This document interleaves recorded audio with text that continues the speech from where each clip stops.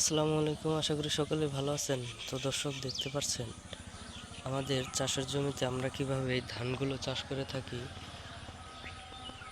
তো বন্ধুরা, আমাদের বাড়ির পাশে অনেক কৃষক ভাইরাই রয়েছে, তারা কিন্তু খুব সহজেই সুন্দর সুন্দর ধান চাষ করে থাকে।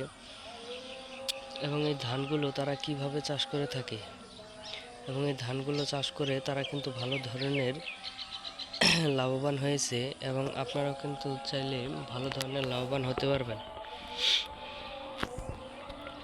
তো বন্ধুরা, দেখতেই পাচ্ছেন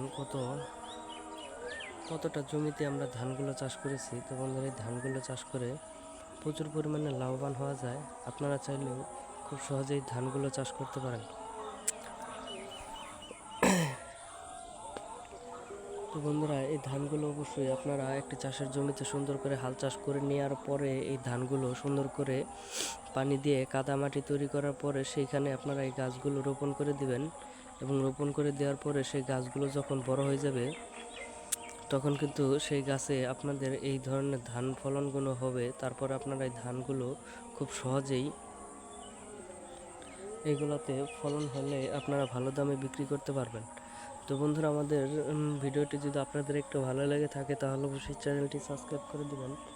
ধন্যবাদ সকলকে। সকলে ভালো থাকবেন, সুস্থ থাকবেন। আসসালামু আলাইকুম।